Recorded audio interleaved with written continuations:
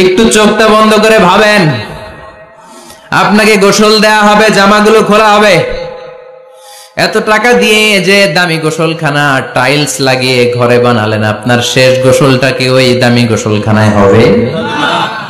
লাশ যেখানে ধোয়া হয় ওই জায়গায় ধোয়া হবে, আপনাকে কাফন পরানো হবে, আপনার কলিজার টুকরা ছোট বাচ্চাটারে বলা হবে আব্বু দেখে যাও তোমার বাবারে শেষবারের মতো দেখো। আপনার বাবা মা শেষবারের মতো একটা নজর দিয়ে আপনার চেহারাটা দেখে নিবে, বন্ধু বান্ধবরা শেষবারের মতো একবার আপনারে দেখে নিবে, জানাজার জায়গায় নেওয়া হবে। হবে না এই ঘটনাটা আমাদের? হ্যাঁ, হবে কিনা? হাজার হাজার মানুষ শেষ বিদায় দেওয়ার জন্য আসবে।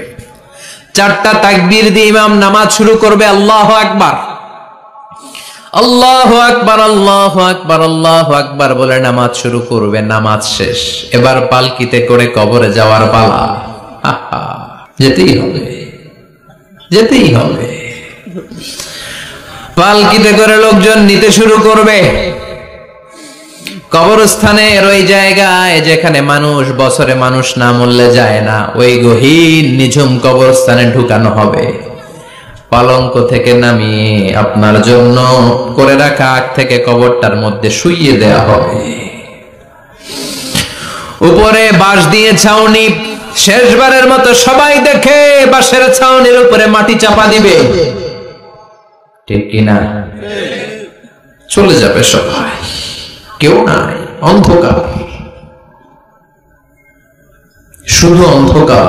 এই অন্ধকার যেন শেষ হতে চায় না। সবাইকে মরতে হবে, কেউ থাকবে না এই পৃথিবীতে। প্রাণ নিয়ে যারা আগমন করার সুযোগ পেয়েছে সবাই মরবে, আজ হোক কাল, আগে হোক পরে, সবাইকে যেতে হবে। চিল্লায় বলেন ঠিক কিনা? আবার আল্লাহ বললেন আইনামা তাকুনু ইউদরিকুমুল মাউত, যেখানেই থাকো না কেন মৃত্যু তোমাদেরকে ছাড়বে না, মৃত্যু তোমাদেরকে সাক্ষাৎ করবে, মৃত্যু তোমাদেরকে খুঁজে বের করবে। যদিও সুদূর আকাশ পানে, পালাও সেথায় লাগিয়ে সিঁড়ি, আকাশের উপরে যদি বিশাল সিঁড়ি লাগিয়ে চতুর্থ আকাশে চলে যান, চাঁদের মধ্যে বাড়ি করেন, মঙ্গল গ্রহে বাড়ি করেন, ওই জায়গায় মালাকুল মাউত আপনারে খুঁজে পাবে না। চাঁদেও খুঁজে পাবে, মঙ্গল গ্রহে যদি যান, স্যাটেলাইট, আমাদের একটা বঙ্গবন্ধু স্যাটেলাইট চ্যানেল লঞ্চ করা হয়েছে না, ওইখানে গেলে তো আর নাই মালাকুল মাউত। কথা বলেন। আল্লাহ বললেন ওয়াজাআত সাকরাতুল মাউত বিল হক, মৃত্যুর কষ্ট তোমাদের ছাড়বে না, যেখানেই তোমরা থাকো না কেন মৃত্যু ঠিকই তোমাদের পাকড়াও করবে। চিল্লায় বলেন ঠিক কিনা? আবার মৃত্যুর একটা নির্ধারিত সময় আছে, ওই সময় যখন আসে 1 সেকেন্ড আগেও আসে না, পরেও আসে না। কার কথা? লিকুল্লি উম্মাতিন আজালুন ফাইযা জাআ আজালুহা লা ইস্তাখিরুনা সাআতাও ওয়ালা ইস্তাকদিমুন। মৃত্যুর জন্য একটা নির্ধারিত টাইম আছে, টাইমটারে বেঁধে দিয়েছে কে? ওই টাইমটা যখন চলে আসে 1 সেকেন্ড আগেও আসে না, 1 সেকেন্ড পরেও আসে না, অন টাইম আসে। কিভাবে আসে? On time. কথা বলেন, সবাই বলেন অন টাইম, আরো জোরে বলেন। Death will come on time. Death never late. মৃত্যু যখন আসে অন টাইমে আসে, নির্ধারিত একটা সময় আসে, ওই সময়ের আগেও আসে না, পরেও আসে না। 1 সেকেন্ড আগেও আসবে না, পরেও আসবে না। মনে করেন আপনাকে রব্বুল আলামিন 60 বছরের হায়াত দিয়েছে, আপনার বয়স এখন 50 বছর, আরো বাকি কয় বছর? এখন গোটা বিশ্বের সবাই মিলে যদি আপনারে মারতে চায়, কিছু করতে পারবে নাকি? কথা বলেন। আবার রব্বুল আলামিন আজ রাত 12টায় আপনার হায়াত কেড়ে নেবে, মালাকুল মাউত এসে রূহ কবজ করবে। দুনিয়াতে আর থাকার কোনো পারমিশন আপনার নাই, থাকার কোনো সুযোগ নাই। গোটা বিশ্বের সবাই মিলে যদি আপনারে রাখতে চায়, রাখতে পারবে নাকি? কথা বলেন। চলে যেতে হবে। এই পৃথিবীতে আসার একটা সিস্টেম থাকে, যাওয়ার কোনো সিস্টেম নাই, ঠিক কিনা? আসার সময় আগে আসছে আমার দাদা, তারপর আমার বাবা, তারপরে আমি, তারপরে আমার ছেলে, তারপরে আমার নাতি, তারপরে তার ছেলে, ঠিক কিনা? তার মানে আসার একটা সিরিয়াল আছে, যাওয়ার কোন সিরিয়াল আছে নাকি? কথা কম নাকি সিস্টেম দাদা আগে আসছে, দাদাই আগে যাবে, নাতি যেতে পারবে না? কথা বলেন। দাদার আগে নাতি মরে, এরকম আছে না নাই? মায়ের আগে মেয়ে যায়, আছে না নাই? মুরব্বী বাজানেরা বেঁচে থাকে, আমাদের মতো যুবক গুলো অ্যাক্সিডেন্টে মারা যায়, আছে না নাই? আবার অসুস্থরা বেঁচে থাকে, সুস্থরা মরে যায়, আছে না নাই? হাসপাতালে রোগীগুলো বেঁচে থাকে, ডাক্তার মরে যায়, আছে না নাই? উখিয়াতে তো ডাক্তার মরে না, দিকেও ডাক্তার মরে, ওনারা না বাঁচায় মানুষরে? হ্যাঁ, হ্যাঁ, আল্লাহ বাঁচায়, ডাক্তার হচ্ছে ওয়াসিলা। চিল্লা এখন ঠিক কিনা? তার মানে এই দুনিয়ার থেকে চলে যাওয়ার কোন সিরিয়াল থাকে না, মরে যাওয়ার সিরিয়াল থাকে না, আসার একটা সিরিয়াল থাকে, যাওয়ার কোন সিরিয়াল থাকে না, কি বলেন? জোরে বলেন। আবার চলে যাওয়ার কোনো ভরসা নাই, এক সেকেন্ডের মধ্যে সব হয়ে যায়। একটা সঙ্গীত আছে না, এক সেকেন্ডের নাই ভরসা, ভঙ্গ হবে রং তামাশা, চক্ষু বুঝিলে হায়রে দম ফুরাইলে। চিল্লায় বলেন ঠিক কিনা? এই গানের যিনি সিঙ্গার ছিলেন, আমরা তখন ছোট, ফিরোজ শাহ বা ফিরোজ শাহ নামের, এক সেকেন্ডের নাই ভরসা, ভঙ্গ হবে রং তামাশা, চক্ষু বুঝিলে হায়রে দম ফুরাইলে। এই গানটা উনি গাইতে গাইতে স্টেজে মারা গিয়েছিলেন, দেখেন নাই? মুরব্বীরা জানবেন। তার মানে মৃত্যুর গান গেতে গেতে অনেকে মৃত্যুবরণ করে, এরকম আছে না নাই? অনেকে খাওয়ার টেবিলে বসে মারা যায়, আছে না নাই? ফুটবলার ফুটবল খেলতে খেলতে মরছে, দেখেন নাই? ক্রিকেট খেলতে খেলতে মরা যায়, আছে না নাই? রেসলিং খেলতে খেলতে মারা যায়, দেখেন নাই? হ্যাঁ, এরকম ভিডিও দেখা যায় যে প্রতিপক্ষকে রেসলিং খেলায় মারতে মারতে শেষ, এখনই জিতে যাবে, হঠাৎ করে তাকায় আছে, কিচ্ছু বোঝে না, হঠাৎ করে জমিনে উল্টে পড়ে যায়, রেফারি এসে মাটিতে বাড়ি মারে, আর লড়ে না, আছে না? রেফারি কি করে? মাটিতে বাড়ি মারে, এতক্ষণ সে জিতে যায়, এখন আর নড়েই না। তাকাতে তাকাতে দুনিয়া থেকে নাই। অনেক টেলিভিশনের নিউজ রিপোর্টার রিপোর্ট করতে করতে নাই, দম ফুরাইলে ঠুস শেষ হয়ে যায়। অনেকে অ্যাক্সিডেন্টে মরে, সড়ক দুর্ঘটনায়, অনেকে বিমান দুর্ঘটনায় মরে, আকাশে মরে না? অনেকে পানিতে ডুবে মরে, অনেকে আগুনে পুড়ে মরে, অনেকে ক্রস ফায়ারে মরে, আছে না নাই? আবার অনেকে রাত্রিবেলা বিছানায় ঘুমোতে যায়, সকালে আর উঠে না। কত ধরনের মরণ! আল্লাহ তুমি আমাদেরকে ভালো মরণ দিও, ইমানি মরণ দিও। ইমানের পথে অবিচল থেকে আমার মরণ যেন হয়, ইমানের পথে অবিচল থেকে আমার মরণ যেন হয়। তোমারই কাছে মিনতি আমার, তোমারই কাছে মিনতি আমার, মহামহিম দয়াময়। ইমানের পথে অবিচল থেকে আমার মরণ যেন হয়। চিল্লায় পড়ে না আমিন। তার মানে কে কোথায় মরবো আমরা কেউ জানি নাকি? ওমা তাদরি নাফসুম বিআইয়ি আরদিন তামুত, কোন জায়গায় মরবা, কখন মরবা, কেউ আমরা জানি না, কিন্তু মরবো সবাই জানি, ঠিক কিনা? কুল্লু নাফসিন যায়িকাতুল মাউত, প্রত্যেকটি আত্মার মৃত্যুবরণ করতে হবে, এটা আমরা সবাই জানি। The most certain thing in life is death, but the most uncertain thing in our life is the time of death. এ জীবনের সবচেয়ে সুনিশ্চিত বিষয় হলো মরণ, সবচেয়ে অনিশ্চিত বিষয় হলো মরণের সময়। চিল্লায় এখন ঠিক কিনা? মরবো যে আমরা সবাই জানি, কিন্তু কোথায় মরবো আমরা কেউ জানি? জানি আমরা?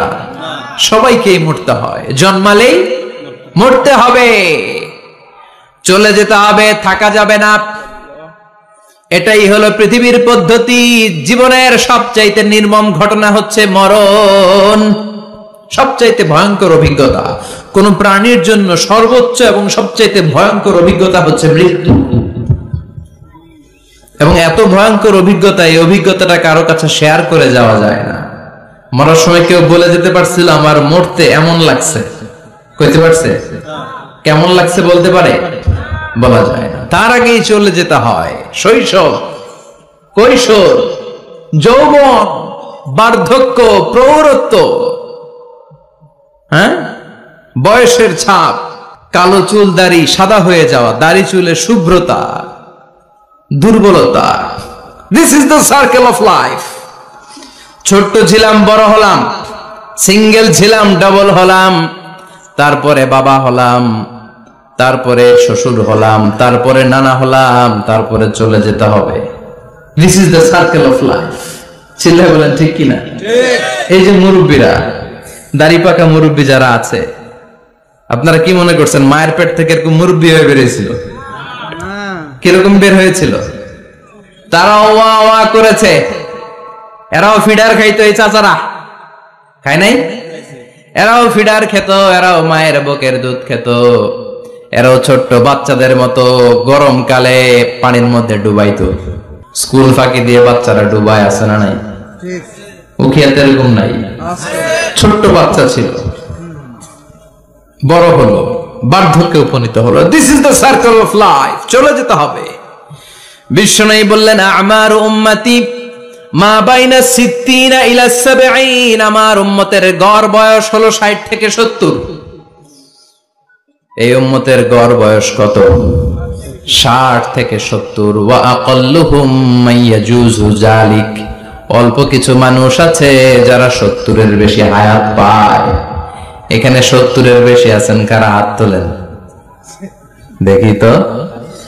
কয়জন? একজন, দুইজন, তিনজন। মাশাআল্লাহ, আল্লাহ আরো হায়াত দেখ। আল্লাহ এদেরকে আরো হায়াত দারাজ করুক। চিল্লায় বলেন আমিন।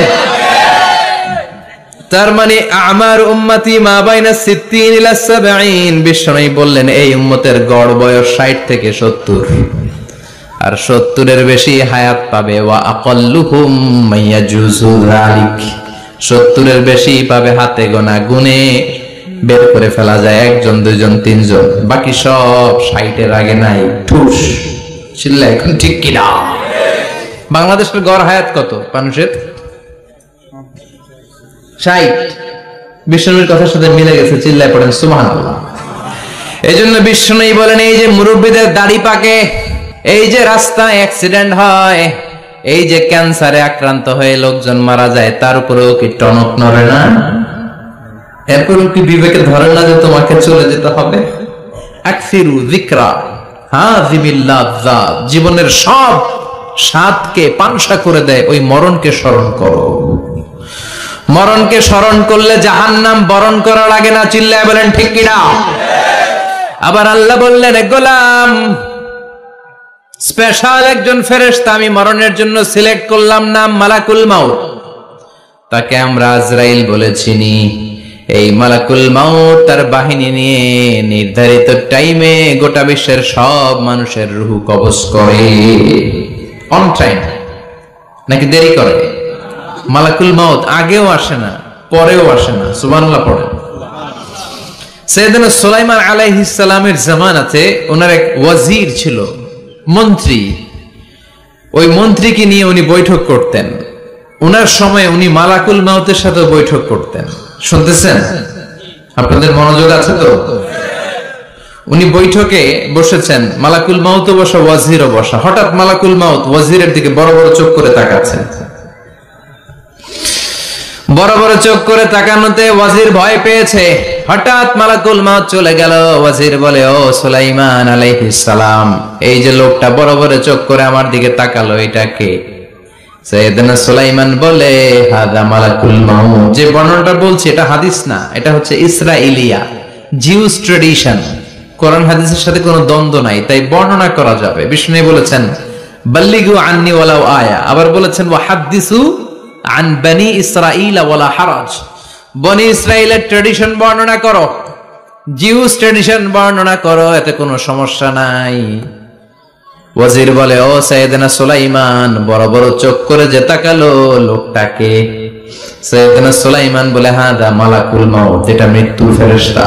ওয়াজিরের কলিজায় পানি নাই, এটা কি ফেরেশতা?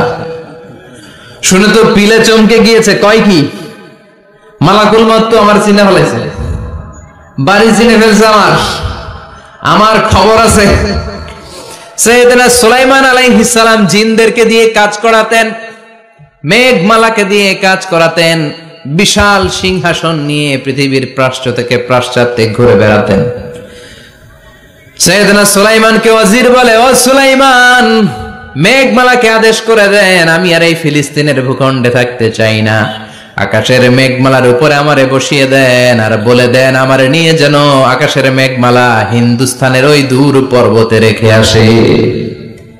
আকসা আল হিন্দ, হিন্দের সবচেয়ে দূরবর্তী জায়গায় যেন আমারে রেখে আসে। সাইয়েদনা সুলাইমান বললেন, আকাশের মেঘ যাও, আমার ওয়াজিরকে নিয়ে হিন্দুস্তানের একটা উপদ্বীপে রেখে আসো। রেখে আসা হলো। কিছুক্ষণ পর মালাকুল মাউত সাইয়েদনা সুলাইমানের কাছে হাজির। সাইয়েদনা সুলাইমান বললেন, ও মালাকুল মাউত, কই ছিলা? কই, একটু আগে হিন্দুস্তান থেকে আপনার ওয়াজিরের রূহ কবজ করে আসছি। সুবহানাল্লাহ পড়ে। এটা আবার কেমন কথা, তুমি ওইখানে গেলা কেন? কয়, রব্বুল আলামিন কিছুক্ষণ আগে আমার কাছে পয়গাম পাঠিয়েছে, যাও সাইয়েদনা সুলাইমানের ওয়াজিরের রূহটা কবজ করো। কবজ করার জায়গা হলো হিন্দুস্তানের উপদ্বীপ। কোন জায়গায়? মালাকুল মাউত এসে দেখে সুলাইমান নবীর সাথে মিটিং করে। ওয়াজির কার সাথে মিটিং করে? সুলাইমান নবীর সাথে। কিন্তু ফরমানে লেখা রূহ কবজ করতে হবে কোথায়? হিন্দুস্তানে। সুবহানাল্লাহ বলেন না? এই জন্য বড় বড় চোখ করে আমি তাকিয়েছি, আর মনে মনে ভাবলাম টাইম তো নাই, কারণ মৃত্যু তো অন টাইমে হতে হয়, এখনই ওর রূহ কবজ করতে হবে। কেমন করে ওইখানে যাবে আমি জানি না, আমি আগে চলে যাই। মালাকুল মাউত চলে গেল, যে দেখে ওই জায়গায় ওয়াজিরও হাজির। সাথে সাথে রূহ কবজ করে আল্লাহর কাছে চলে গিয়েছে। পড়েন সুবহানাল্লাহ। এজন্য আল্লাহ বললেন, মালাকুল মাউত আমি নির্ধারণ করে দিয়েছি, পৃথিবীর প্রতিটি মানুষ মালাকুল মাউতকে দেখবে, চাক্ষুষ দেখবে, ভালো হলেও দেখবে, খারাপ হলেও দেখবে। কার কথা? ভালো মানুষ যদি হয়, আল্লাহওয়ালা যদি হয়, ইসলাম প্রিয় যদি হয়, ডানপন্থী যদি হয়, মৃত্যুর সময় মালাকুল মাউত আলা সূরাতি শাবিন আলা আহসানি সূরা, একজন যুবকের আকৃতিতে চমৎকার ধবধবে সাদা একটা জুব্বা পরে, জান্নাত থেকে জান্নাতি কাফন নিয়ে, হানুত মিন হানুতিল জান্নাহ, জান্নাতের সুগন্ধি নিয়ে মুমূর্ষ রোগীর মাথার সামনে এসে বসে যায়, আর দেহটার ইঙ্গিত করে বলে, ইয়া আইয়াতুহান নাফসুত তাইয়্যিবা, ও পবিত্র আত্মা। আরেক বর্ণনায় এসেছে, ইয়া আইয়াতুহান নাফসুল মুতমাইন্নাহ, ও প্রশান্ত আত্মা, উখরুজি ইলা মাগফিরাতিম মিনাল্লাহ, আল্লাহর ক্ষমার দিকে বের হয়ে আসো। উখরুজি ইলা মাগফিরাতিম মিনাল্লাহি ওয়া রিদওয়ান, আল্লাহর ক্ষমার সন্তুষ্টির দিকে রূহটা বের হয়ে আসো। স্মুথলি বলার সাথে সাথে মুমিনের দেহ থেকে রূহটা বের হয়ে আজরাইলের হাতে চলে যায়। স্মুথলি বলার সাথে সাথে স্বাচ্ছন্দ্যে, আনন্দে মুমিনের দেহ থেকে রূহটা সা করে বের হয়ে মালাকুল মাউতের হাতে এসে পড়ে। পড়েন সুবহানাল্লাহ। আল্লাহ এমন মৃত্যু তুমি আমাদের নসিবে রেখে দিও, চিৎকার করে পড়ে না আমিন। আর যারা ইসলাম মানে নাই, আর যারা কোরআন মানে নাই, আর যারা দিন কায়েমের আন্দোলন করে নাই, দিনকে ভালোবাসা নাই, বাম আর রামপন্থী ছিল, নাস্তিক ছিল, ইসলাম বিরোধী ছিল, তাদের কাছেও মালাকুল মাউত আসে কি আসে না? চিল্লায় বলেন, আসে কি আসে না? তাদের কাছেও আসে, কিন্তু আলা সূরাতি আকবাহি রাজুল, একজনের চেহারা যত ভয়ঙ্কর হতে পারে, যত নিকৃষ্ট হতে পারে, এরকম ভয়ঙ্করতম নিকৃষ্ট দুর্গন্ধওয়ালা একটা চেহারা নিয়ে আসে। রিজলাহু ফিল আরদ, পা থাকে জমিনে, রাসুহু ফিস সামা, হাদিসের বর্ণনা, পা দুইটা জমিনে, মাথা আকাশে। এসে ধমক দিয়ে জালিমের মাথার সামনে এসে বলে, ইয়া আইয়াতুহান নাফসুল খাবিসা, হে পাপাত্তা, হে অপবিত্র আত্মা, উখরুজি ইলা সাখাতিল্লাহি ওয়া গাদাবিহি, আল্লাহর রাগের দিকে, আল্লাহর অসন্তুষ্টির দিকে বের হয়ে আয়। মালাকুল মাউতের এই অর্ডার পাওয়ার সাথে সাথে রূহটা কিন্তু বের হয় না। মুমিনের রূহকে ডাক দিলে যেমনি স্মুথলি বের হয়, কাফিরের রূহ এভাবে বের হয় নাকি? কথা বলেন। রূহটা ডানে যায়, ফাতাতাফাররাক, একবার রূহটা ডানে যায়, আবার রূহটা বায়ে যায়, আবার সামনে যায়, পায়ে যায়, হাতের মধ্যে ঢুকে ডানে বায়ে যায়। মালাকুল মাউত আবার ধমক দিয়ে বলে, ইয়া আইয়াতুহান নাফসুল খাবিসা, পাপাত্তা বের হয়ে আয়। রূহটা আবার ডানে যায়, বায়ে যায়, সামনে যায়, পেছনে যায়। এবার ঘপাস করে মালাকুল মাউত রূহকে ধরে টান মারে। সারা দেহটা থেকে প্রাণ রস সিক্ত করতে করতে দেহ থেকে রূহটাকে টেনে হিচড়ে বের করে আনে। আর মুমূর্ষ রোগীটা চিৎকার মারতে থাকে, পড়েন না আউযুবিল্লাহ। একটা জীবন্ত ছাগলের চামড়াগুলো জবাই না দিয়ে কেউ যদি টেনে টেনে বের করে, ছাগল জবাই হয় নাই কিন্তু চামড়া এক পাশ থেকে টেনে টেনে টেনে হিচড়ে আপনি গা থেকে বের করলে যত কষ্ট হয়, এর চেয়েও বেশি কষ্ট দিয়ে মালাকুল মাউত বামপন্থী আর কাফেরদের রূহটা দেহ থেকে বের করে আনে। পড়েন না আউযুবিল্লাহ। আমাদের রূহটা যেন আল্লাহ, মুমিনদের রূহ আপনি যেভাবে কবজ করান, ওইভাবে যেন আমাদের রূহটা বের হয়ে আসে। আর জোরে পড়েন আমিন। এজন্য আল্লাহ বললেন, বাল তু'থিরুনাল হায়াতাদ দুনিয়া ওয়াল আখিরাতু খায়রুন ওয়া আবকা।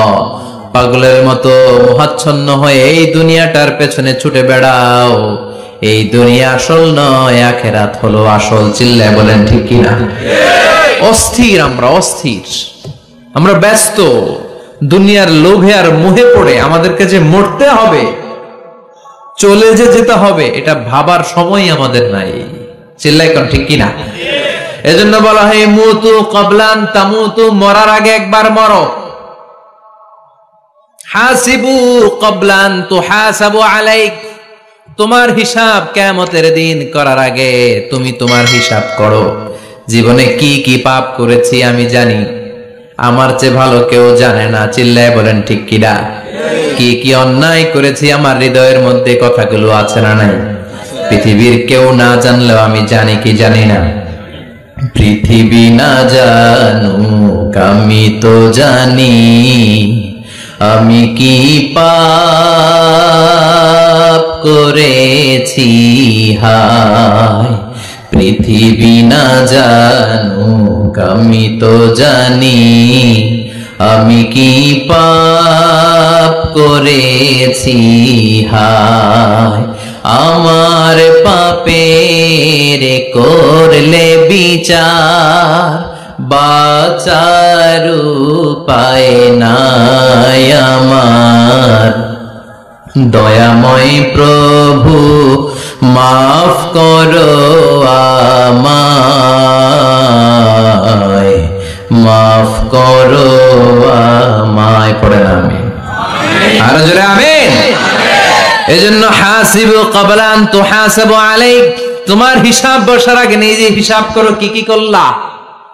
আসল মরণের দিন শটান হয়ে তো শুয়ে পড়ো ভাই, মরার আগে আরেকবার মরো। মরার আগে আরেকবার কি করবে? কথা বলেন। মরার আগে কি করতে হবে? হঠাৎ একদিন বিছানায় শটান হয়ে শুয়ে যান, চক্ষুটা বন্ধ করেন, ভাবেন মরে গিয়েছেন। এই তো মালাকুল মাউত চলে এসে রূহটা নিয়ে গেল। আত্মীয় স্বজন চিৎকার চেঁচামেচি শুরু করে দিল, কান্নার রোল পড়ে গেল চারদিকে।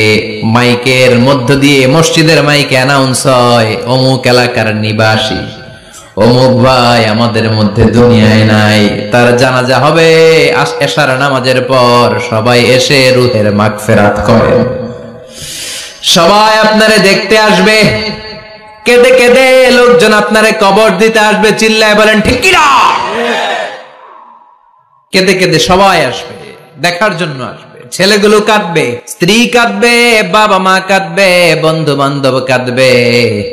আর ঘরের মধ্যে রাখা হবে না। এবার আপনাকে গোসল দেওয়ার পালা। চক্ষু বন্ধ করে চিন্তার দরকার আছে না নাই? কথা বলেন। একটু চোখটা বন্ধ করে ভাবেন, আপনাকে গোসল দেয়া হবে, জামাগুলো খোলা হবে। এত টাকা দিয়ে যে দামি গোসলখানা টাইলস লাগিয়ে ঘরে বানালেন, আপনার শেষ গোসলটা কি ওই দামি গোসলখানায় হবে? লাশ যেখানে ধোয়া হয় ওই জায়গায় ধোয়া হবে। আপনাকে কাফন পরানো হবে। আপনার কলিজার টুকরা ছোট বাচ্চাটারে বলা হবে, আব্বু দেখে যাও, তোমার বাবারে শেষবারের মতো দেখো। আপনার বাবা মা শেষবারের মতো একটা নজর দিয়ে আপনার চেহারাটা দেখে নিবে। বন্ধু বান্ধবরা শেষবারের মতো একবার আপনারে দেখে নিবে। জানাজার জায়গায় নেওয়া হবে। হবে না এই ঘটনাটা আমাদের? হ্যাঁ, হবে কিনা? হাজার হাজার মানুষ শেষ বিদায় দেওয়ার জন্য আসবে। 4টা তাকবীর দিয়ে ইমাম নামাজ শুরু করবে। আল্লাহু আকবার, আল্লাহু আকবার, আল্লাহু আকবার, আল্লাহু আকবার বলে নামাজ শুরু করবে। নামাজ শেষ। এবার পালকিতে করে কবরে যাওয়ার পালা। যেতেই হবে, যেতেই হবে। পালকিতে করে লোকজন নিতে শুরু করবে। কবরস্থানের ওই জায়গায় যেখানে মানুষ বছরে মানুষ না মরলে যায় না, ওই গহীন নিঝুম কবরস্থানে ঢুকানো হবে। পালঙ্ক থেকে নামিয়ে আপনার জন্য করে রাখা আগ থেকে কবরটার মধ্যে শুইয়ে দেয়া হবে। উপরে বাঁশ দিয়ে ছাউনি, শেষবারের মতো সবাই দেখে বাঁশের ছাউনির উপরে মাটি চাপা দিবে। ঠিক কিনা? চলে যাবে সবাই, কেউ নাই, অন্ধকার, শুধু অন্ধকার। এই অন্ধকার যেন শেষ হতে চায় না। এই ঘটনা ঘটবে না আমাদের? কথা বলেন, ঘটবে কিনা? এজন্য মরার আগে এগুলো চিন্তার দরকার আছে না নাই? মরার আগে আরেকবার মরার দরকার আছে না নাই? এজন্য রব্বুল আলামিন বলেন, বাল তুসিরুনাল হায়াতাদ দুনিয়া ওয়াল আখিরাতু খায়রুন ওয়া আবকা।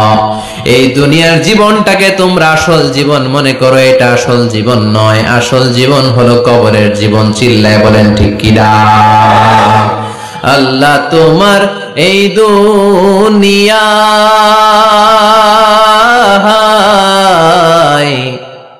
আল্লাহ তোমার এই দুনিয়ায় কেউ আসে কেউ চলে যায়, তবু তোমার ভয়ে কারো কাঁদে না হৃদয়। এই দুনিয়াতে আমার বদলে গেল মন।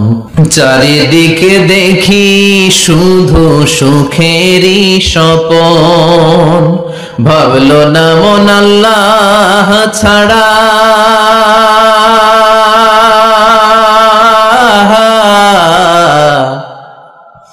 ভাবলো না মন আল্লাহ ছাড়া নেই কোনো উপায়,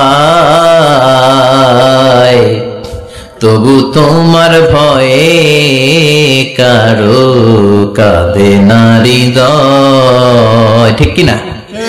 আসে আর চলে যায়। প্রতিদিন মাইকে অ্যানাউন্স শুনি, অমুক এলাকার অমুক লোক নাই। দাদা গেল, বাবা গেল, বড় ভাই গেল, আত্মীয় স্বজন গেল, আমাকেও যেতে হবে, এই চিন্তা মাথায় নাই। চিল্লা এখন ঠিক কিনা? এজন্য লাইফটা হলো one time, one chance. Second কোনো চান্স আপনাকে দেয়া হবে নাকি? কাফেররা বলবে, ইয়া রাব্বি আরেকটা সুযোগ দেন। লাউ আন্না লানা কাররা ইয়ানি মাররা, আল্লাহর একটা সুযোগ যদি পেতাম দুনিয়াতে ভালো করে আসতাম। আল্লাহ বলবেন, ইন্নাহা কালিমাতুন কাইলুহা, এটা শুধু তাদের মুখের কথা, তাদেরকে আবার সুযোগ দিলেও তারা কিচ্ছু করবে না। চিল্লা এখন ঠিক কিনা? এজন্য একটা চান্স আমরা পেয়েছি, এই দুনিয়ার ওয়ান চান্সে আমরা ভয় পাবো একজনকে। চিল্লায় বলেন তিনি কে? আল্লাহ। এজন্য যেতে আমাদেরকে হবে। এই মরণ থেকে পালানোর কোনো সুযোগ কেউ পালাতে পারে নাই। এই মরণ হলো আখিরাতের প্রবেশদ্বার। মরণ নামক পালকিতে চড়ে আমরা কবরের ভেতরে ঢুকি। মরণ হলো প্রথম পর্ব, কবর হলো দ্বিতীয় পর্ব। যেরকম ঠিক কিনা? এজন্য বিশ্বনবী বললেন, আল কবর রাউদাতুম মিন রিয়াদিল জান্নাহ আও হুফরাতুম মিন হুফারিন নার। কবর হলো কারো জন্য জান্নাতের বাগান, কারো জন্য জাহান্নামের গর্ত। আমরা বলি আল্লাহ আমাদের কবরটারে জান্নাতের বাগান বানাও। আর জোরে পড়েন আমিন। আবার বিষ্ণু বললেন ইন্নাল কবরা আউয়াল মানজিল মিন মানাজিলিল আখিরাহ। কবর হলো আখিরাতের মানজিলগুলোর প্রথম মানজিল। আখিরাতে একটার পরে একটা অনেকগুলো স্টেশন আপনাকে পার হতে হবে। প্রথম স্টেশনটার নাম হলো কবর। প্রথম স্টেশনের নাম কি? এই কবর নামক স্টেশনে যদি আপনি মাফ পেয়ে যান, সামনের সব স্টেশনগুলোতে মাফের ব্যবস্থা করবে কি? আল্লাহ।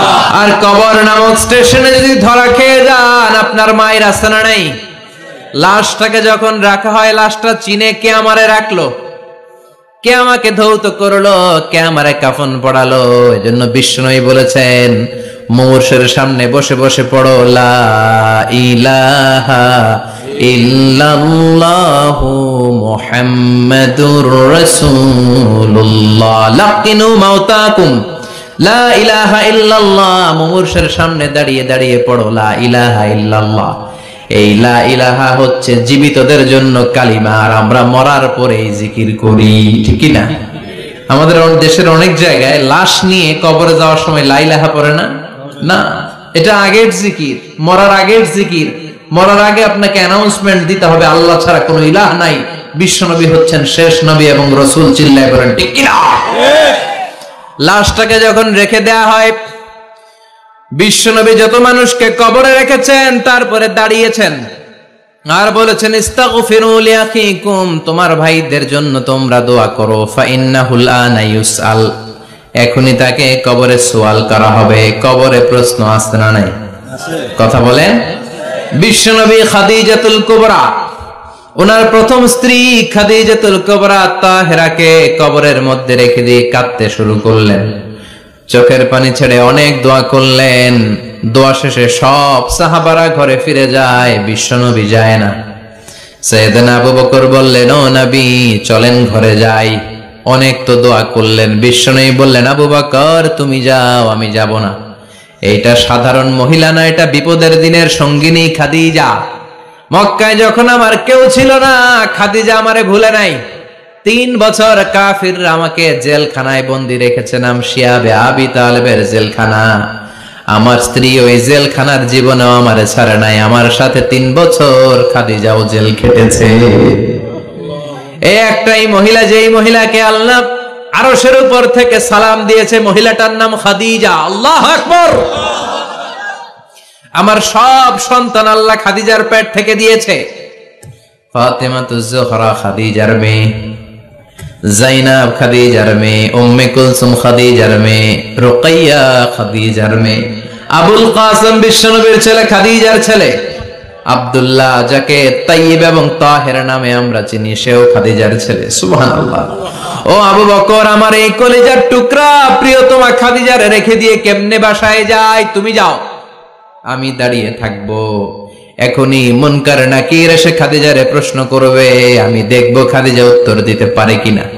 আর প্রশ্নের উত্তর যদি ভুল করে ফেলে, কবরের উপর থেকে আমি নিজে প্রশ্নের উত্তর দিয়ে দেব। এজন্য কবরের আযাব থেকে বিশ্বনবী পানাহ চেয়েছেন। বিশ্বনবী বলেছেন আল্লাহুম্মা ইন্না নাউযু বিকা মিন আযাবিল কবর। ও আল্লাহ, কবরের আযাব থেকে তুমি আমাদেরকে বাঁচাও। পড়ে না আমিন।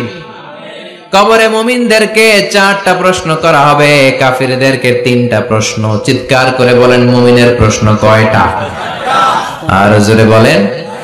প্রথম প্রশ্ন মার রব্বুক, তোর রবের নাম কি? আমরা কি বলবো?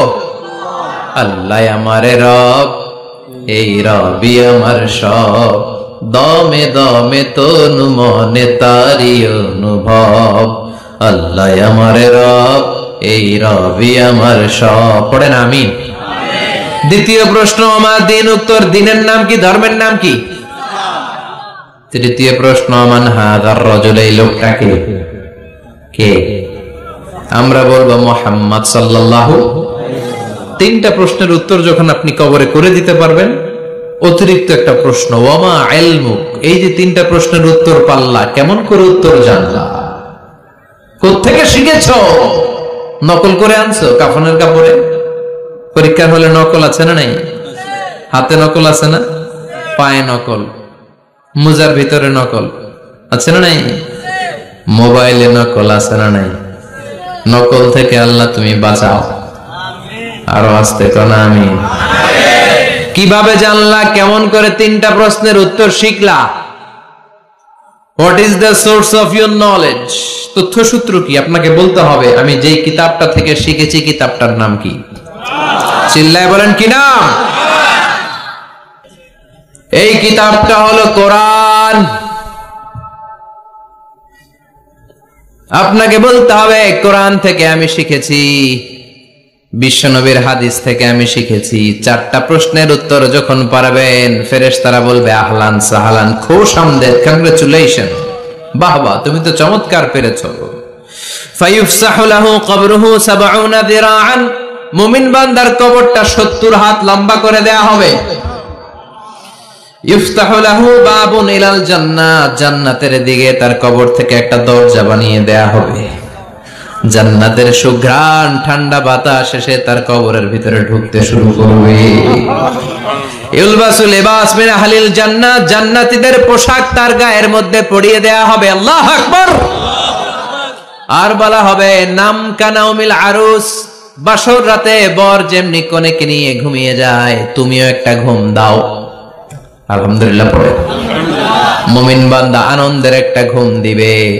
ইসরাফিলের সিংগার আওয়াজ ছাড়া পৃথিবীর কোনো কিছুই তার আগে ঘুম ভাঙতে পারবে না। আল্লাহ আমরাও যেন সেদিন কবর একটা মজার ঘুম দিতে পারি, তুমি তৌফিক দাও। জোরে বলেন আমিন। এবার বামপন্থী নাস্তিক আর কাফেরদের পালা, ইসলাম বিদ্বেষীদের পালা, আলেম ওলামাদের শত্রুদের পালা, ইসলামকে যারা বিজয়ী শক্তি হিসেবে মানতে পারে নাই তাদের পালা। চিল্লায় কোন ঠিক কিনা? ওদেরকেও একই প্রশ্ন, রব কে? ওরা বলবে আমি জানি না। আমাদের উত্তর আল্লাহ। ওরা বলবে আমি কিচ্ছু জানি না, আমি সব ভুলে গেছি, আমার মাফ করে দেন, আমি কিছুই জানি না। তবে আমি ইসলাম বিরোধীদের সাথে চলতাম, যারা ইসলাম রে বাস দিত আমি তাদের সাথে স্লোগান দিতাম। এরকম ডাকাইত আছে না নাই? দ্বিতীয় প্রশ্ন, আমার দিন ও তোমার ধর্মের নাম কি? কয় আমার ধর্ম নাই, আমার ধর্ম কর্ম নাই, আমি খালি দুনিয়া কে মজা লেলো, দুনিয়া তোমারই है, আমি খালি দুম্মা চলে দুম। আছে না নাই? আমি শুধু মौज মাস্তিতে ব্যস্ত ছিলাম, আমার দুনিয়া নাই, দিন নাই, আখিরাত নাই, রবকে আমি জানি না, ধর্মকে জানি না। ইসলাম বিরোধী রাজনীতি আমি করতাম, মাও সেতুং এর রাজনীতি, কার্ল মার্কসের রাজনীতি, বুশের রাজনীতি, ডোনাল্ড ট্রাম্পের রাজনীতি, বামপন্থীদের রাজনীতি। চিল্লায় কোন ঠিক কিনা? কোন ধর্ম নাই। এই লোকটাকে চিনো কিনা বলো। বিশ্বনবীর চেহারা দেখিয়ে বলা হবে এই লোকটাকে, কয় জানি না। এরে আমি মানতাম না, এরে আমি গালি দিতাম। এরকম জাহান্নামের নরকীট আর পিতৃ পরিচয়হীন জারদ সন্তান বাংলার দেশেও আছে না নাই?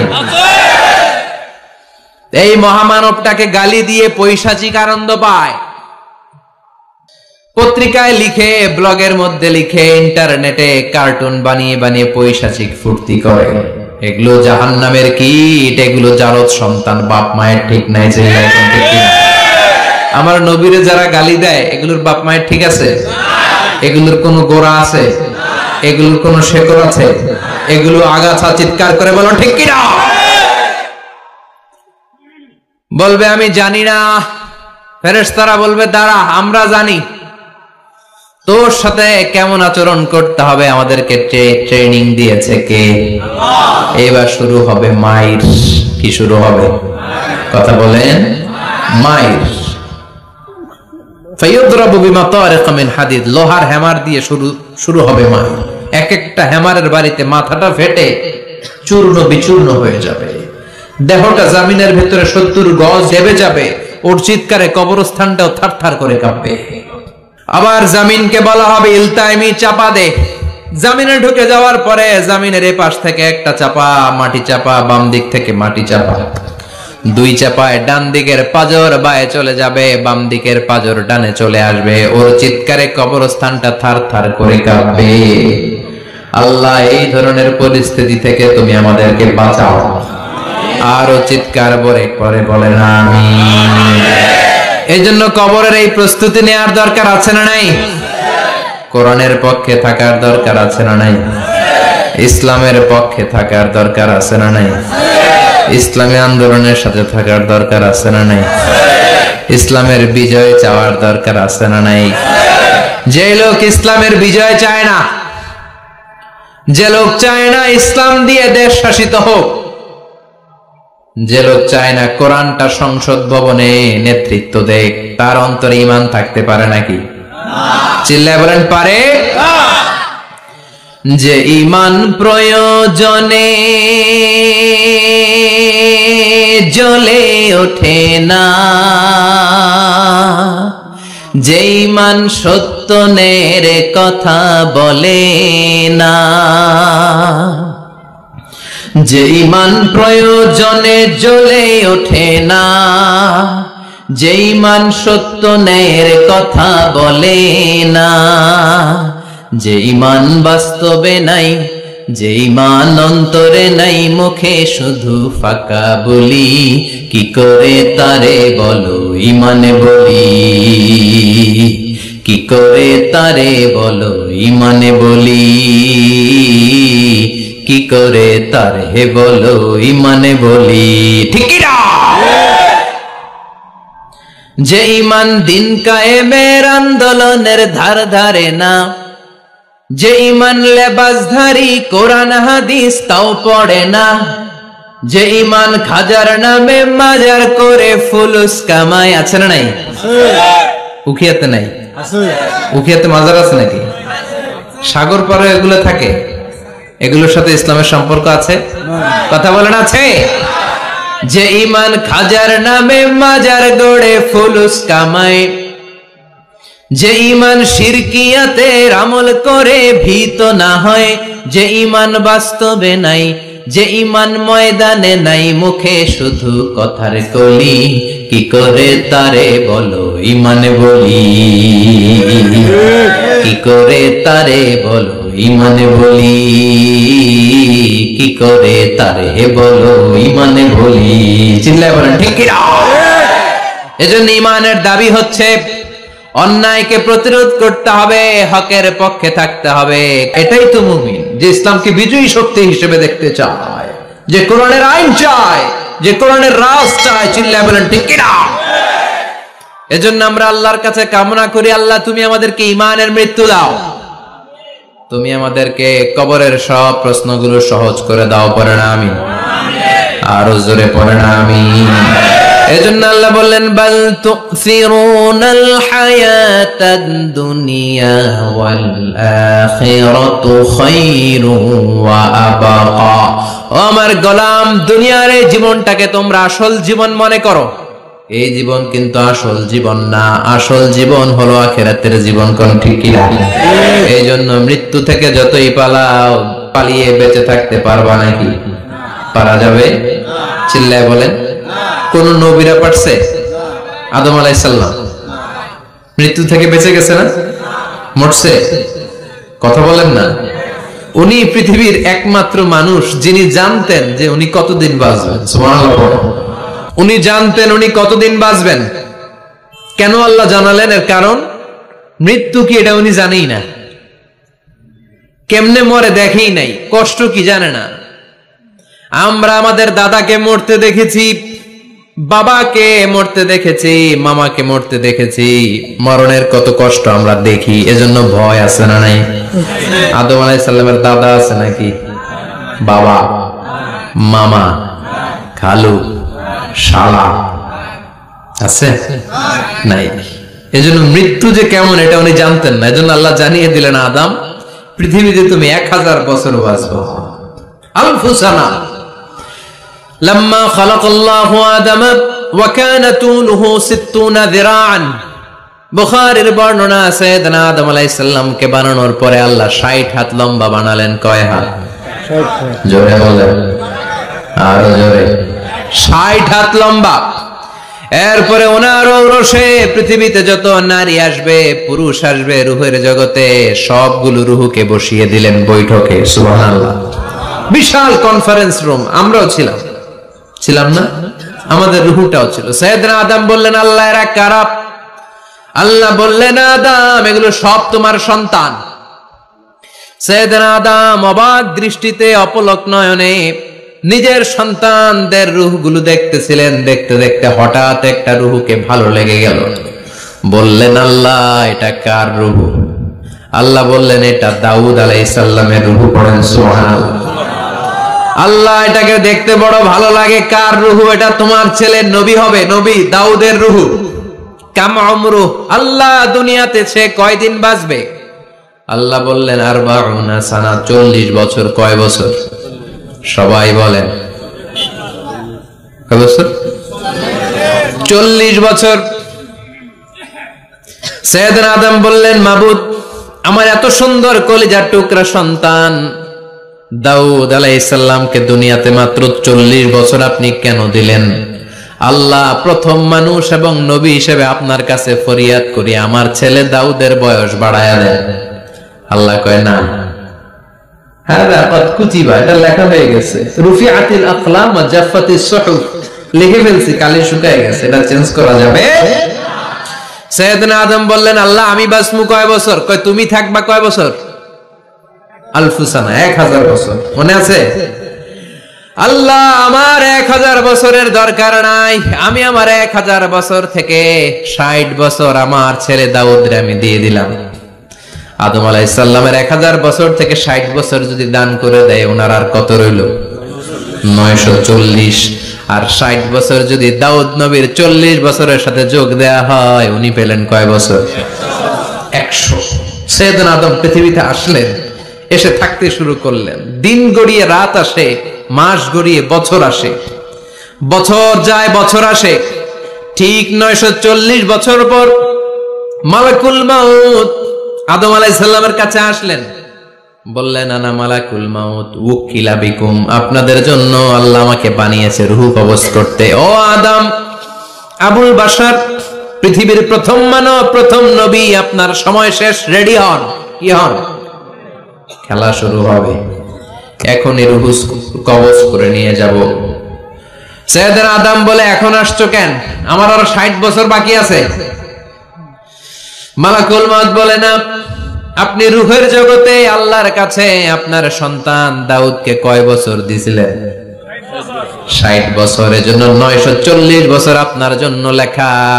আমি এখন আপনার রূহ কবজ করতে চাই। সাইয়েদনা আদম বলে, আমি মানি না, আমি কাউকে দেই নাই।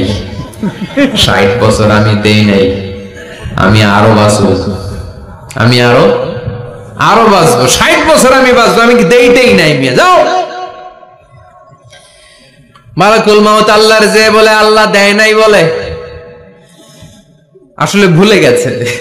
আসলে আফাতুল ইলমি আন-নিসিয়ান, মানুষ ভুলে যায়, মানুষ বড্ড ভুলে যায়।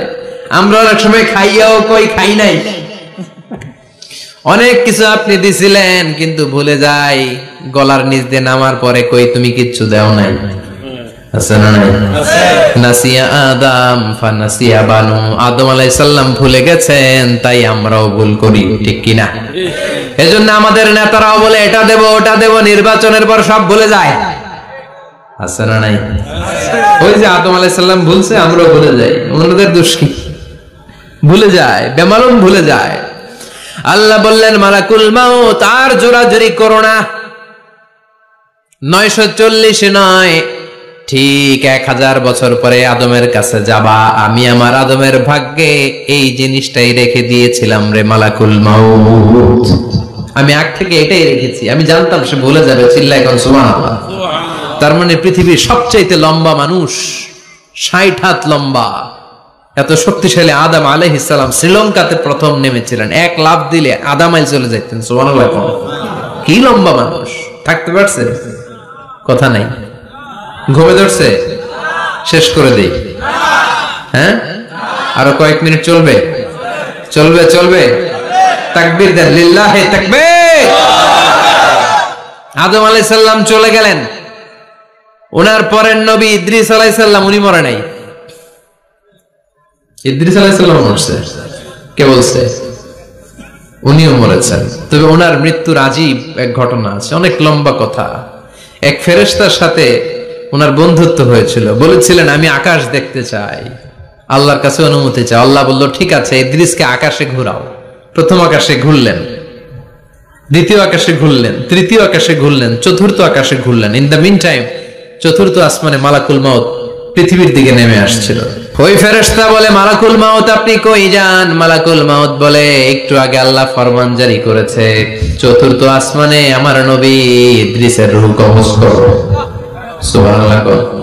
আমি বললাম আল্লাহ আপনার পাঠানো নবী সৈয়দনা ইদ্রিস থাকে দুনিয়ায়, চতুর্থ আসমানে পামু কই? আল্লাহ কয় কথা নাই, দৌড় দে। আমি দৌড় দিলাম, এসে দেখি ইদ্রিস আলাইহিস সালাম এখানে রেডি। সুবহানাল্লাহ। ওয়া রাফা'নাহু মাকানান আলিয়্যা। ইদ্রিস আলাইহিস সালামের রূহ কবজ দুনিয়ায় হয় নাই, চতুর্থ আকাশের মধ্যে হয়েছে। একটু চিৎকার করে পড়বেন সুবহানাল্লাহ। এরপরে সুলাইমান আলাইহিস সালাম, উনি তো মরে নাই, মরছে? উনি জিন চালাইতে, উনিও মরবে? শক্তিশালী একজন নবী ছিল। উনি মালাকুল মাউতকে বলেছিলেন মালাকুল মাউত আমার মৃত্যুর সুয়াইয়া সামান্য কিছু আগে আমারে বইলো, আমার একটা কাজ আছে।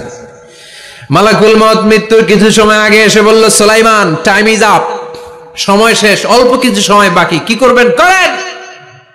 সাইয়েদনা সুলাইমান জিনদেরকে ডাকলো, ও জিনেরা, বিশাল একটা প্রজেক্ট আছে, প্রজেক্টে কাজ শুরু করো। আর কিছু জিনকে বলল চারদিকে গ্লাস ফিটিং করা একটা রুম বানাও। সাইয়েদনা সুলাইমান আলাইহিস সালাম গ্লাস ফিটিং করা রুমের ভেতরে ঢুকলেন। এই রুমে ঢুকার দরজা নাই, হাতে একটা লাঠি নিলেন। কি নিলেন? লাঠির মধ্যে ভর করে দাঁড়িয়ে রইলেন আর জিনদের দিকে তাকিয়ে রইলেন। জিনেরা এত বদমাশ ছিল, সাইয়েদনা সুলাইমান দাঁড়িয়ে না থাকলে কাজ করতো না, ছিল ফাঁকিবাজ। কি ছিল? দাঁড়ায় না থাকলে আজও লোকজন কাজ করতে চায় না, ঠিক কিনা? মালিক দাঁড়ায় থাকলে ঠিকই কাজ হয়ে যায়। সুলাইমান আলাইহিস সালাম লাঠির মধ্যে ভর দিয়ে দাঁড়িয়ে রইলেন আর বললেন কাজ করো। জিনেরাও কাজ শুরু করলো। ওদিকে মালাকুল মাউত এসে বলে, ও সুলাইমান সময় তো শেষ। সুলাইমান বলে সমস্যা নাই, রূহ কবজ করো। উনি লাঠির মধ্যে ভর দিয়ে দাঁড়িয়ে রইলেন। গ্লাস ফিটিং করা রুমের ভিতরে কোরআন সাক্ষী। মালাকুল মাউত ওইভাবে লাঠিতে ভর দেওয়া অবস্থায়, দাঁড়ানো অবস্থায় সাইয়েদনা সুলাইমান আলাইহিস সালামের রূহ কবজ করে নিলেন। উনি এমন ভাবে দাঁড়িয়েছেন, রূহ চলে গেল, লাশ হয়ে দাঁড়িয়ে রইলেন। লাঠির মধ্যে দাঁড়িয়ে আছেন, জমিনের মধ্যে লুটিয়ে পড়ে নাই। সুবহানাল্লাহ। জিনগুলো দূর থেকে ভাবলো বস তো দাঁড়ায় আছে। কে দাঁড়ায় আছে? জিনেরা মনে করছে বস দাঁড়ায় আছে, কাজ করতে হবে। করতে করতে পুরা প্রজেক্টের কাজ শেষ। ইন দ্য মিন টাইম ঝিঝি পোকা, উই পোকা, যেই পোকা কাঠ খেয়ে ফেলে, এই কাঠ খাওয়ার পোকা সুলাইমান আলাইহিস সালাম লাঠির ভেতরে ঢুকে লাঠিও খেয়ে ফেলেছে। সাইয়েদনা সুলাইমান আলাইহিস সালাম ধপাস করে জমিনে পড়েছে। আর জিনেরা কয় হায় হায়, খালি খালি কাম করছে এতদিন। সুবহানাল্লাহ করবেন না? সুলাইমান আলাইহিস সালাম বাঁচতে পারে নাই, চলে গেলেন। মুসা আলাইহিস সালাম মরছে? উনি মরবে কেন? উনি তো খালি মারে। মরছে? এক থাপ্পড়ে ফেরাউনের বাবুর্চি নাই। মুখের আগে হাত চলতে কয়েকজন, এর মধ্যে মুসা আলাইহিস সালাম আছে না নাই? মালাকুল মাউত মানুষের আকৃতিতে অনুমতি না নিয়ে ঘরের ভেতরে ঢুকে গেল। ঢুকে বলে আনা মালাকুল মাউত, আমি মৃত্যুর ফেরেশতা। তো কি চাও? জিতু আন আকবাদা রূহাক, আপনার রূহ কবজ করতে আসছি। কিন্তু মুসা আলাইহিস সালাম দেখতেছেন দিব্য একজন মানুষ, কি দেখে? আবার সালাম দেয় নাই, অনুমতি নিয়েও ঢুকে নাই। অমিয়া অনুমতি নিয়ে ঘরে ঢোকার দরকার আছে না নাই? মুসা আলাইহিস সালামের মেজাজ বড় গরম। উনি বললেন কি করবি? কয় আপনারে মারবো। কয় এদিকে আয়। মালাকুল মাউত মনে মনে ভাবে এতদিন সব মানুষগুলো আমারে দেখলে দিত দৌড়, আজকে মনে হয় আমারে দিতে হবে দৌড়। এক পা গায়ে দুই পা পেছায় সাহস করে সামনে গেলেন। আবার মুসা আলাইহিস সালাম দিলেন এরকম থাপ্পড়। ফাসাক্কাহু ফাফাকু আইনা, বুখারীর বর্ণনা, এক থাপ্পড়ে চোখ নাই। ঠিকই মালাকুল মাউত দৌড়, এক দৌড়ে আল্লাহর কাছে। আল্লাহ বললেন রাখো, এটা মুসা আলাইহিস সালাম, তার মেজাজ বড্ড গরম, আমাকে কথা বলতে হবে। আল্লাহ বললেন মুসা, বুখারীর বর্ণনা, গরুর পিঠের উপর হাত রেখে দাও। রাখা হলো। তোমার হাতের নিচে গরুর যত পশম, প্রত্যেক পশমের বিনিময়ে 1 বছর করে হায়াত বাড়িয়ে দিলাম। মুসা আলাইহিস সালাম অনেক চালাক নবী, উনি বললেন, আল্লাহ আমার হাতের নিচে যদি গরুর 2000 পশম থাকে, তার মানে 2000 বছর হায়াত বাড়িয়ে দিলেন, কিন্তু এক্সট্রা হায়াত যখন শেষ হয়ে যাবে এরপরে কি হবে? আগে ওইটা বলেন। আল্লাহ বললেন সুম্মাল মাউত, তারপরে তো মুসা মরতেই হবে, আসতেই হবে। সাইয়েদনা মুসা আলাইহিস সালাম বললেন ফাল আনা, তাহলে আর দেরির দরকার নাই, এখনই আমি আপনার কাছে চলে যেতে চাই। মালাকুল মাউত মুসা আলাইহিস সালামের রূহ নিয়ে উড়াল দিলেন। সুবহানাল্লাহ। বুঝতে পারছে? বিশ্বনবী মরে নাই, উনি ইন্তেকাল করেছেন। চিল্লায় এখন ঠিক কিনা? ইন্তেকালের আগে বিশ্বনবী প্রচন্ড অসুস্থ হলেন। মা আয়েশারে ডেকে বললেন, আয়েশা মনে হয় আমি বাঁচবো না। ওই যে খায়বার বিজয়ের দিন, খায়বার দুর্গ বিজয় করার পরে এক ইহুদি মহিলা আমার দাওয়াত দিয়েছিল। ওই দাওয়াত খেতে যাওয়ার পরে গোশতের মধ্যে বিষ মাখানো হয়েছিল রে আয়েশা। ওই বিষ মাখানো খাসির গোশত খেয়ে যে ব্যথা আমার পেটে উঠেছিল, আজ আবার সেই ব্যথা উঠেছে। বিশ্ব নবী ওই বিষ খাওয়ানো গোশতের কারণে ইন্তেকাল করেছেন, তার মানে বিশ্ব নবী শাহীদ। জামা আল্লাহু বাইনা নবুওয়া ওয়া শাহাদা, আল্লাহ বিশ্ব নবীকে শুধু নবী বানায় নাই, শহীদ হিসেবে কবুল করেছে। সুবহানাল্লাহ কইবেন না? প্রচন্ড অসুস্থ, উনি ছাড়া মসজিদে নববীতে কেউ ইমামতি করার সাহস পায় না। বিশ্বনবী বললেন আবু বকর তুমি যাও, আবু বকরও যায় না। বিশ্বনবী বললেন পানি আনো। বিশ্বনবী পানি দিয়ে ওযু করলেন, ওযু করে কয়েকজন সাহাবীকে ধরে উঠতে চাইলেন, আবার ধপাস করে বেহুশ হয়ে পড়ে যায়। বিশ্বনবী উঠতে পারে না, আবার বললেন ঠান্ডা পানি আনো। পানির ভেতরে বিশ্বনবী 2 হাত ঢুকিয়ে দিয়ে ঠান্ডা ভিজা হাত দিয়ে চেহারার মধ্যে মাসে করলেন আর বললেন ইন্নালিল মাউতি লা সাকারাত, হায়রে মৃত্যুর কি যন্ত্রণা, হায়রে মৃত্যুর যে কি কষ্ট। ও মিয়া বিশ্বনবী যদি মৃত্যুর কষ্টে কাতরায়, আমাদের অবস্থা কি? আমাদের নসিবে কি আছে? আল্লাহ তুমি বাঁচাও, পড়ে না আমি। বিশ্বনবী কাঁদছেন, সাহাবারা একের পর এক দেখতে আসে, কান্নার রোল পড়ে গেল চারদিকে। বিশ্বনবীর কলিজার টুকরা নয়নের পুটুলি সাইয়্যিদাতুনা ফাতিমা বিশ্বনবীর কান্না সহ্য করতে পারে না। বিশ্বনবীকে ধরে সাইয়্যিদাতুনা ফাতিমা কান্নাকাটি শুরু করে দিলেন আর বললেন ওয়া কুরবাবা, ওয়া কুরবাবা, হায় হায় আমার বাবার কি কষ্ট, আমার বাবার কি কষ্ট হচ্ছে। বিশ্বনবী বললেন ফাতেমা তুমি কেঁদো না, আমার কষ্ট আজকের পরে আর থাকবে না, আজকে তোর বাবার সব কষ্ট বন্ধ হয়ে যাবে। কি যেন কানে কানে বললেন, ফাতেমা আরো কেঁদে দিল। আবার কানে কানে কি যেন বললেন, ফাতেমা হেসে দিল। বিশ্বনবীর ইন্তেকালের অনেক পর মা আয়েশার কাছে ফাতেমা বললেন, আমি যখন প্রথমে কেঁদেছিলাম আব্বা বলেছিল আমি আর বাঁচব না রে ফাতেমা। আবার কানে কানে একটা কথা বলার পরে হেসেছিলাম, আব্বা বলেছিল আমার পরে আমার পরিবার বর্গের মধ্য থেকে সর্বপ্রথম তোমার সাথে আমার দেখা হয়ে যাবে রে ফাতেমা। অল্প কয়েক মাসের ব্যবধানে সাইয়্যিদাতুনা ফাতেমা উনি ইন্তেকাল করলেন। বিশ্বনবী শোয়া থেকে উঠতে পারে না। এক সাহাবীকে দেখলেন মেসওয়াক করছে, বিশ্বনবী মেসওয়াকের দিকে তাকিয়ে রইলেন। বিশ্বনবীর নিথর দেহটা পড়ে আছে। আয়েশারে যে বলবে আয়েশা মেসওয়াক দাও, বলতে পারে না। মা আয়েশা বুঝতে পেরে মেসওয়াক আনলেন, বিশ্বনবীকে মেসওয়াক করিয়ে দিলেন। এবার বিশ্বনবী বললেন, ও আবু বকর শোনো, আল্লাহ আমাকে অপশন দিয়েছে। কি দিয়েছে? আল্লাহ বলেছে নবী আজীবন থাকতে চাইলে থাকেন, আর আসতে চাইলে চলে আসেন। আমি থাকতে না চেয়ে আল্লাহর কাছে চলে যাওয়ার ইচ্ছা করলাম। সাইয়েদনা আবু বকর কান্না জুড়ে দিলেন। বিশ্বনবী বললেন আসসালাত আসসালাত, ও আমার উম্মতেরা নামাজ তরক করো না। ইন্তেকালের আগে বললেন নামাজ ছেড়ে দিও না, আর বললেন ওয়ামা মালাকাত আইমানুকুম, তোমাদের অধীনস্থ কর্মচারীদের সাথে খারাপ আচরণ করো না। ঘাম শুকানোর আগে পয়সা দিয়ে দিও। আর হাত দুটো উঁচু করে বললেন আল্লাহুম্মা ইলার রাফিকিল আ'লা, ও আল্লাহ আমি আপনার কাছে যেতে চাই। এই কথাটা বলে বিশ্বনবীর হাত দুইটা ধপাস করে জমিনে পড়ে গেল। বিশ্বনবীও চলে গেলেন। থাকতে পেরেছে কেউ? চিল্লায় বলেন। এজন্য আমরা আল্লাহর কাছে ইমানই মৃত্যু চাই। কি মৃত্যু? আমরা উত্তম মৃত্যু চাই। চিল্লায় বলেন কি মৃত্যু?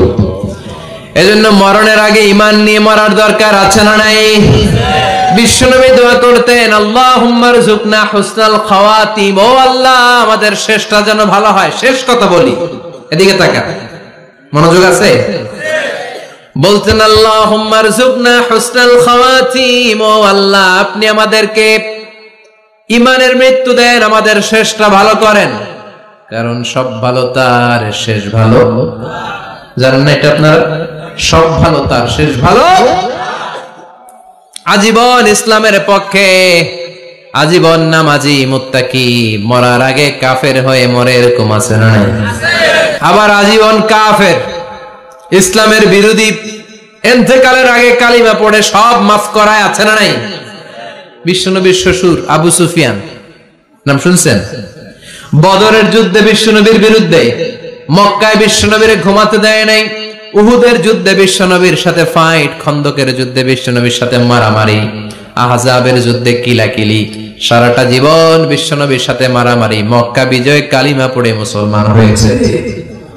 গোটা জীবনে যা অন্যায় করেছে সব মাফ করে দিয়েছে কে? এজন্য আমরা আল্লাহরে বলি, আল্লাহ কালিমাটা পড়তে পড়তে যেন আমরা মরতে পারি। চিৎকার করে পড়ে না আমিন। জিহাদের ময়দানে এক সাহাবা যুদ্ধ করতে লাগলেন। বুখারীর বর্ণনা, যুদ্ধ করতে করতে কাফেরদেরকে মারতে মারতে, হাদিসের ভাষ্য, লা ফাযা ওয়ালা শাযা ইল্লা ইয়াদরিবুহা বিসাইফি, তার সামনে যত কাফের আসে সে কচু কাটা করে। অন্য সাহাবীরা খুশি হয়ে যায়। অন্য সাহাবীরা বলে আজকের সব সওয়াব এই সাহাবী পেয়ে যাবে। কিন্তু বিশ্বনবী হঠাৎ করে একটা কথা বললেন, ওই কথা শুনে সাহাবীরা অবাক। বিশ্বনবী বললেন, হুয়া ফিন্নার, ও জাহান্নামে যাবে। কই যাবে? জিহাদের ময়দানে এক মুজাহিদ সাহাবী কাফেরদেরকে মেরে শেষ, কিন্তু বিশ্বনবী বললেন কই যাবে? কথা কয় না। এক সাহাবী কয়, ঘটনা কি? এত বড় মুজাহিদ ফি সাবিলিল্লাহ কেন জাহান্নামে যাবে? আমি লুকিয়ে লুকিয়ে দেখি। লুকিয়ে লুকিয়ে ওই সাহাবী দেখে, মুজাহিদ সাহাবী যুদ্ধ করতে করতে কাফেরদের বিশাল একটা ঘাটির ভেতরে ঢুকে গেল। মারতে মারতে মারতে মারতে হঠাৎ এক কাফেরের আঘাতে এই মুজাহিদ সাহাবীর ডান হাতটা কাটা পড়ে গেল। এবার ডান হাত দিয়ে ফিনকি দিয়ে রক্ত বের হতে শুরু করলো। মুজাহিদ সাহাবী আর যন্ত্রণা সহ্য করতে পারে না। যন্ত্রণা সহ্য করতে না পেরে কাতরাতে কাতরাতে নিজের হাতের ছুরিটাকে জমিনের মধ্যে গেড়ে দিয়ে ছুরির উপরে ঝাঁপিয়ে পড়ল। পেটের এই দিক দিয়ে ঢুকে ওপাশ দিয়ে বের হয়ে গেল, এফার ওপার হয়ে গেল, মানে আত্মহত্যা করলো। ঠিক কি না? জাহান্নামী না? কথা কয়। লুকিয়ে লুকিয়ে যে সাহাবা দেখেছে, চিৎকার দিয়ে বিশ্বনবীর কাছে যেয়ে বলে, আশহাদু আন্নাকা রাসূলুল্লাহ, ও নবী আপনি যে আসল নবী, কোনো সন্দেহ নাই, আমি লুকিয়ে লুকিয়ে দেখেছি। ওই মুজাহিদ সাহাবা বেঁচে নাই, সে কাফেরের আঘাতে শহীদ হয় নাই, নিজের পেটে নিজে ছুরি ঢুকিয়ে আত্মহত্যা করেছে। আজীবন বিশ্বনবীর সাথী, মরার আগে জাহান্নামী। আমরা কেউ জানি না আমাদের শেষটা কেমন হবে। এজন্য আমাদের শেষটা ভালো হোক, ভেরি সেনসিটিভ ইস্যু। আমাদের শেষটা ইমানের হোক। এখন যেমনি মাথা ঠিক আছে, বুদ্ধিমত্তার সাথে শাহাদাত বাক্যের উপর যেন আমরা মরতে পারি। আমরা পড়ি আমিন।